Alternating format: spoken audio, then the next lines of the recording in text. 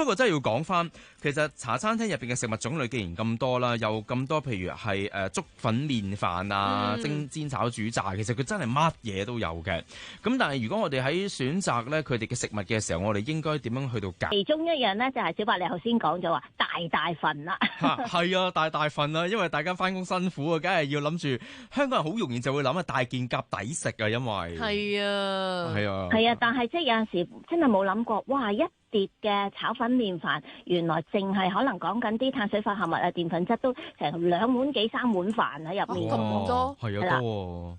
你諗下，即係譬如，如果我哋食小菜加飯嘅，你會唔會食到哇2碗飯啊、3碗飯咧？咁大部分都做唔到咁嘅，係啦。咁但係咧，一食碟頭飯嘅咧，又好似好好味啊，又好似一碟喎，咁啊全部會食晒嘅。咁所以有陣時都會食過籠啦。咁呢個就係即係澱粉質。雖然我哋好重要，即係營養師都成日講，澱粉質我哋每餐啊、每日都要食嘅。咁但係食都係要食啱自己份量，就唔係話哇一見到成碟俾你，我要食晒啦咁，一碗又食晒喎，一碟又食晒喎，咁其實真係思考下，都係一個問題嚟嘅。點解俾乜我都食晒咧？係Mimi 講咗其中一個重點，就真係啱。譬如我喺屋企食飯咧，我食一碗，而且個碗就係偏細碗嚟嘅，即係唔係嗰啲大碗嘅細碗嚟嘅啫。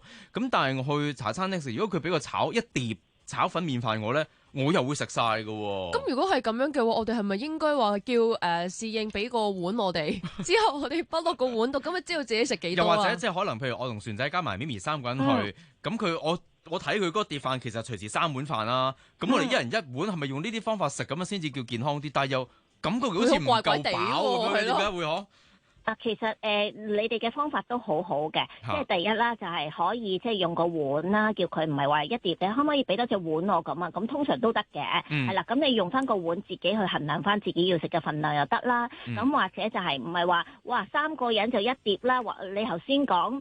飯都成3碗咯，咁咪一人一碗噶啦，咁啊啱啦，嗌一碟，咁啊爭餸食噶喎又，係啦，咁所以咧可以嘅其實就係譬如有啲飯可以嗌小飯啊，或者即係做咗呢啲嘅行動先啦。咁如果啲飯餐係小飯嘅話，咁可能3個人2碟嘅，咁去 share 都 OK， 就唔使話哇一碟夾落夾去，即係夾嗰啲咁嘅樣啦，係啦。咁或者可能有啲係一碟再加一碗，咁大家 share 嘅，亦都係可以做到。噶啦，即係分享係好事嚟㗎吓。咁另外嘅話，亦都係啦，即係你話如果自己不起嘅話，有多咗嘅話，我知而家都好多人會攞走嘅。咁呢個亦都可以 keep 翻遲啲先食，咁唔使一次食過量啦。咁係啦。咁但係如果你話揀邊啲會好啲嘅話，其實如果以飯嚟講嘅，就真係希望係揀翻一啲係白飯底嘅，就唔係炒飯底嘅。係白飯底，係炒飯，因為驚佢油份係咪啊？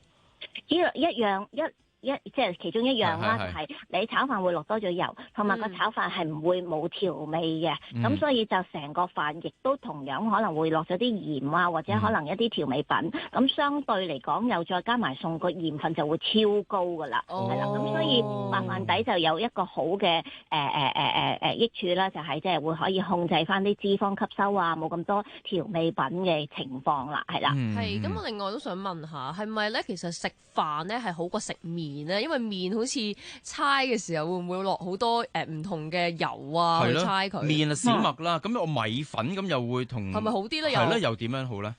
我哋撇除講有慢性疾病嗰啲啦，只單大路啲，我哋大家食嘅話，如果大部分一啲嘅乾麵條，即係譬如好似米粉啊、生麵又好啊，或者係一啲意粉米線，佢哋都唔係一啲話好重鹽分啊、好高脂肪嘅食物嚟嘅，咁所以其實都冇問題嘅，係唯獨是即係可能我哋會比較緊張就係啲河粉又點啊咁，河粉真係咧佢哋入貨嘅時候，其實啲河粉已經煮熟咗，亦都包咗層油，免得佢哋黏埋一嚿咁都唔使食，黏到一嚿都出唔到嚟，係啦。咁但係佢哋煮嘅過程會再加油，咁所以就會變得肥膩咗。咁呢個就係要注意嘅。另外嘅就即係其實真係任何炒粉麵飯即係粉麵嘅底或者講緊係意粉，呢啲基本上佢自己本身就唔係一個高脂肪啊，或者係一個唔健康嘅食材嚟嘅，其實都 OK 嘅揀佢哋。係咁，烏冬又如何咧？